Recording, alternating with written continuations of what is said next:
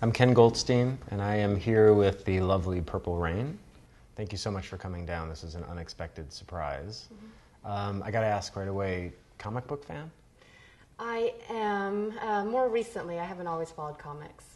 Did you get into them once you started hanging around Phoenix? Or? A little bit more. I've always paid attention to the movies and shows, but started reading them once Phoenix and I got together. So how did you come up with this look?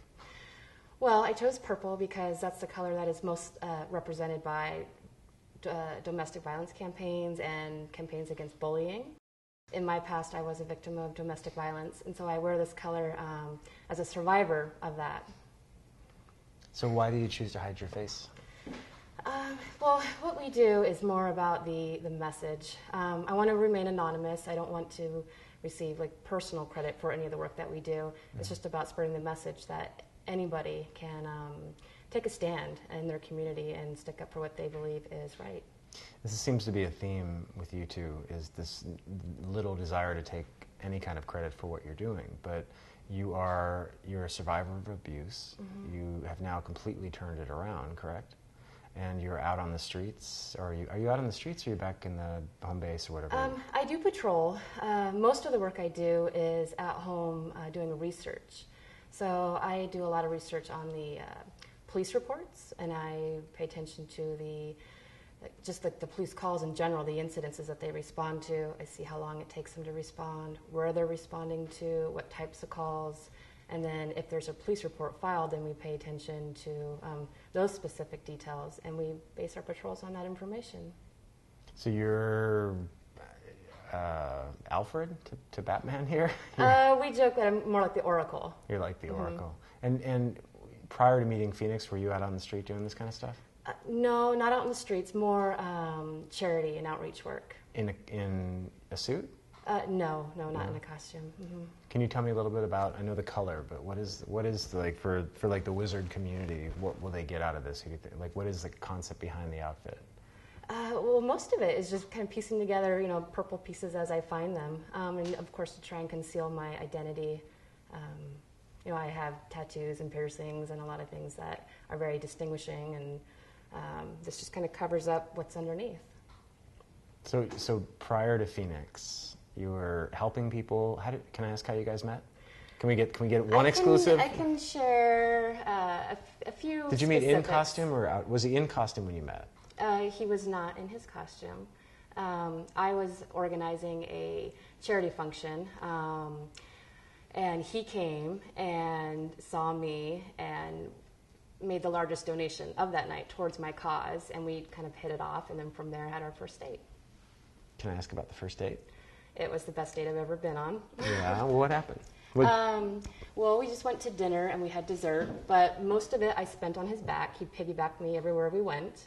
We went to a store, just a random African store, and started dancing, had our own dance party in the store, and just kind of played around like kids. Yeah. It was a lot of fun. I've had a chance to get to know, I just meeting you tonight, I've had a chance to get to know Phoenix outside the mask personally, and he's a blast to be around. Yes.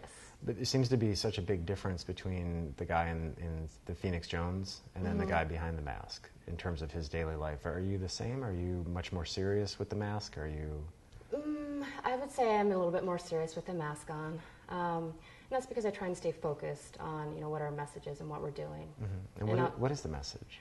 It's that anybody and everybody really should be standing up for other people, people that can't stand up for themselves, other victims, whether it's stopping violent crime out in the streets or crimes in the home like domestic abuse. Why are you making this decision to do this, really? I know that you love Phoenix and you love what he's about, but what is for you? Why you have family and you have responsibilities and you also have your own life to be concerned about. What is possibly motivating you to put yourself in the line of fire in this way? Why? Are you asking specifically about going out on the patrols? No, you guys had a big scare last week because thank God, it seems like things have settled down somewhat quickly.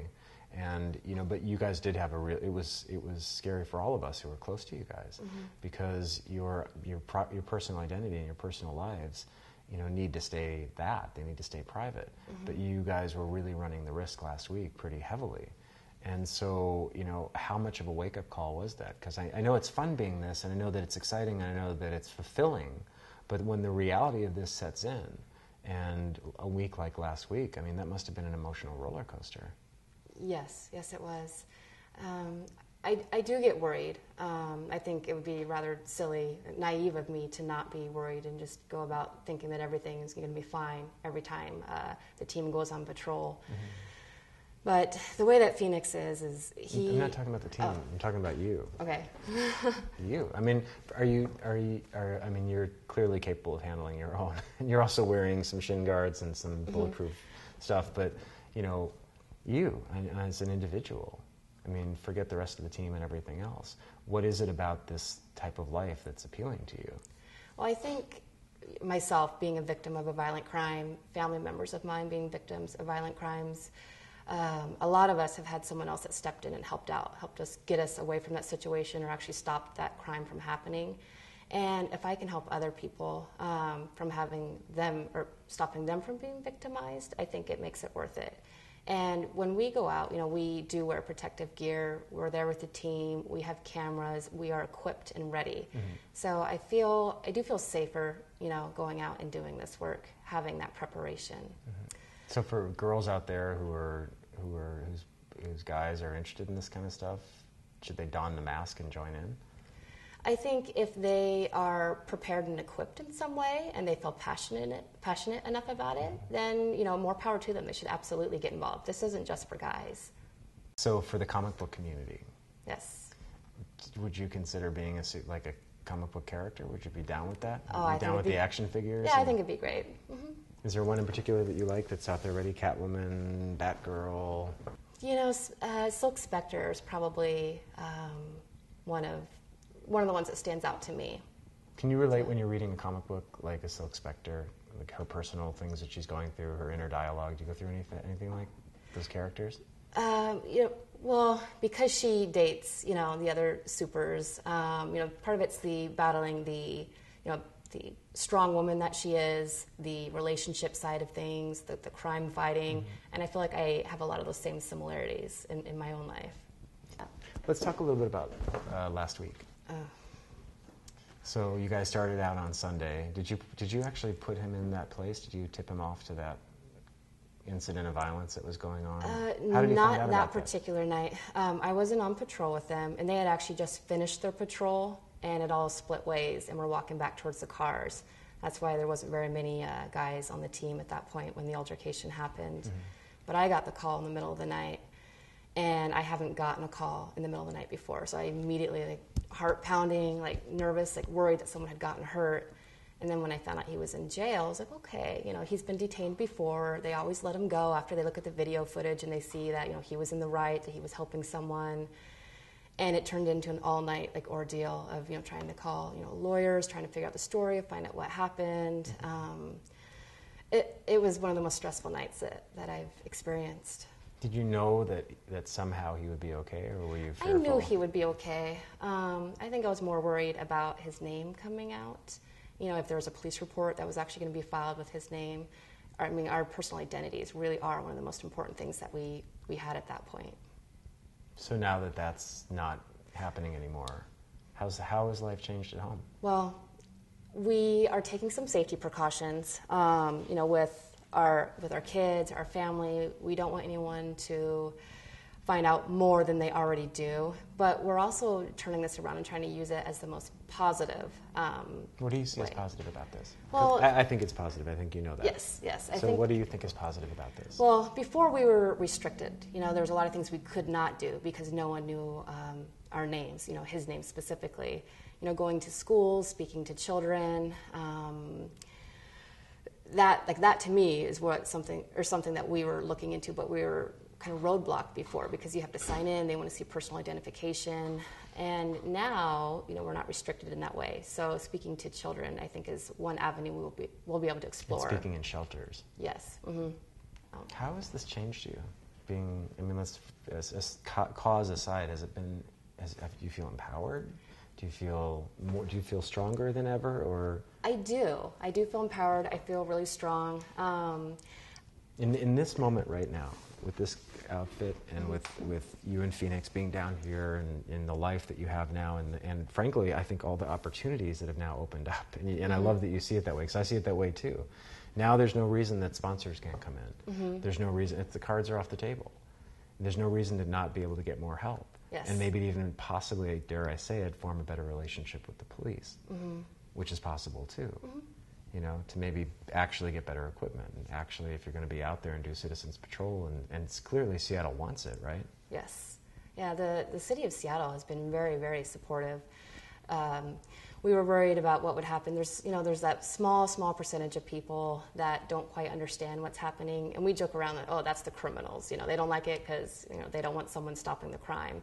But the community has been very, very supportive, and the SPD is actually very supportive as well. You know, we get peace signs and waves from them.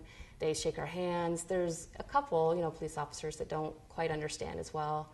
I work with law enforcement, and it just drives me nuts when people talk down about the police, because it's just like any other aspect of society. There's 99% of the people are great. There's just a couple of really bad people in there. So walk me through last week when after it happened and Phoenix was back. Was there ever talk of not doing this, stopping? No. We talked about whether we should take a break or get into it stronger. What doors might open up. We talked about a lot of different things, but we never talked about stopping or quitting. I think it was just more motivation. We could have looked at some of the negative aspects like stopping, with the one cop in particular that has always, or at least I shouldn't say always, the 4 calls that he had responded to in the past, always kind of shutting us down, not responding to the call. There's nothing we can really do about that but keep doing what we do and keep spreading that message, staying out there on the streets. So I think we're just, at least me personally, I'm more dedicated than ever. So isn't that amazing that here we are, it's exactly a week to the day when this happened, right? And one of the worst things that could have happened.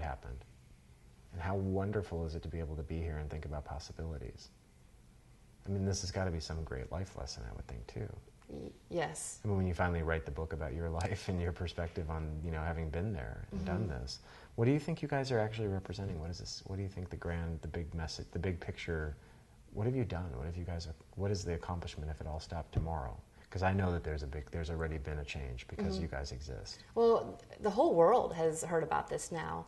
And I think before people look to their local law enforcement or their military, those are all great like operations, they look to them to protect them and they didn't want to get involved. And now I think people are thinking, how can I get involved? What can I do to make my community better and safer? And people will hopefully take that next step.